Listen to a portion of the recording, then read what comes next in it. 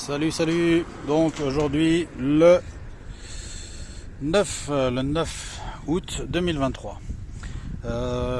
Comme promis, et avec le temps qui fait beau, donc on décide d'enlever le côté gauche de l'échafaudage.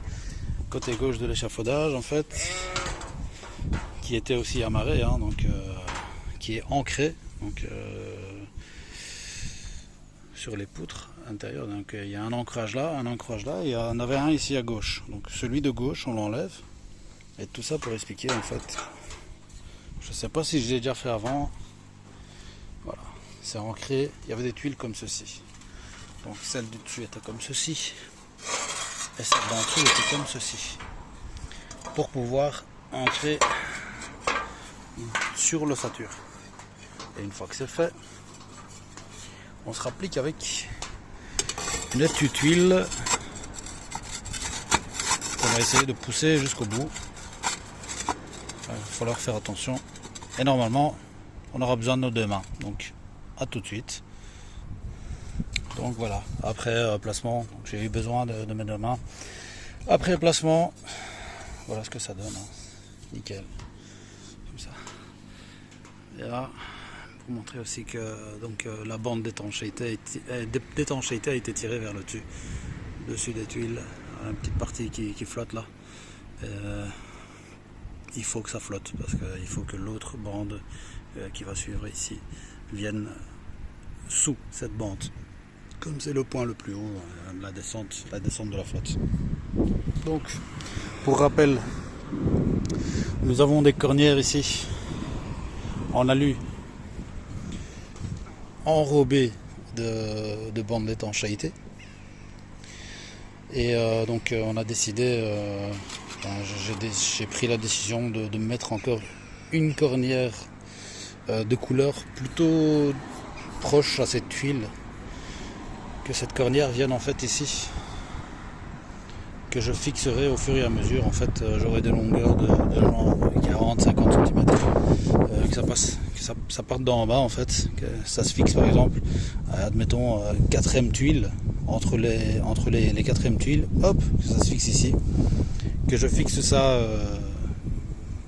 par des vis ou ici sur les cornières existantes, je fixe ça dessus et chevauché, donc un peu comme le peau de dragon, comme les écailles de dragon, et chevauché par une autre cornière ici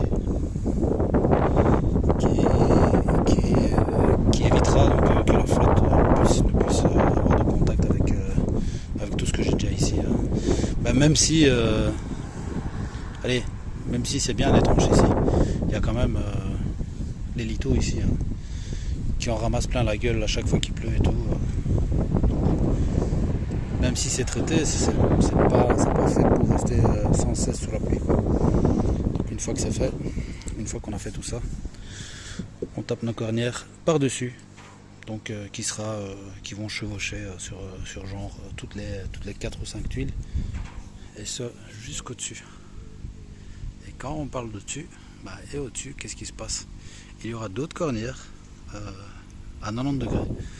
Donc il y aura normalement 8 à 10 cm sur la toiture EPDM qui seront fixés, et il y aura une descente de entre 15 et 20 cm normalement vers le bas, qui va assurer l'étanchéité justement dessous le multiplex qu'on a placé au-dessus. Donc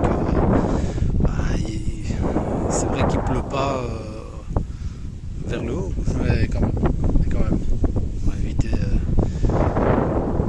éviter tout problème à l'avenir. Donc voilà, ce sera tout pour aujourd'hui. Donc on va terminer de démonter ceci ici, le remonter de l'autre côté, donc à l'endroit où on aura besoin.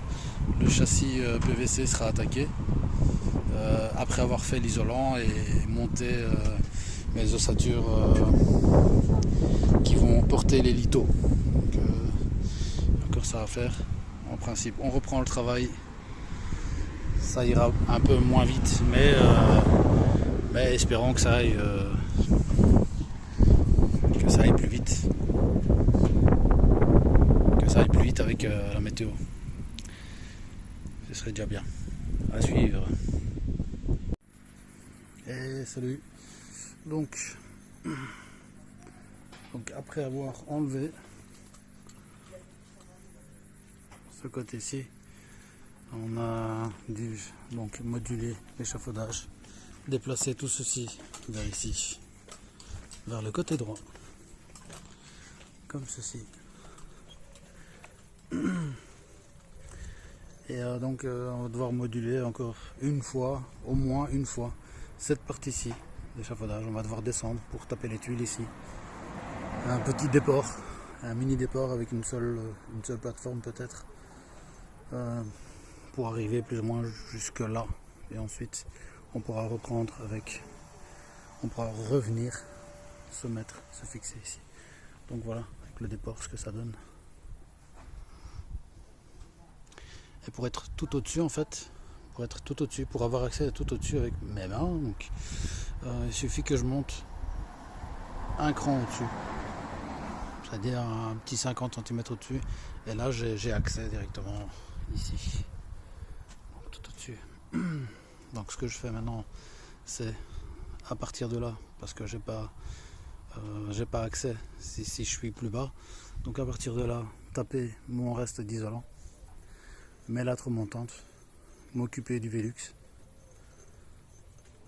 et taper éventuellement une ossature pour le Velux, et ensuite ça devrait aller pour attaquer uniquement les lithos et les tuiles. Ouais, donc après c'est turbo. Voilà, à suivre.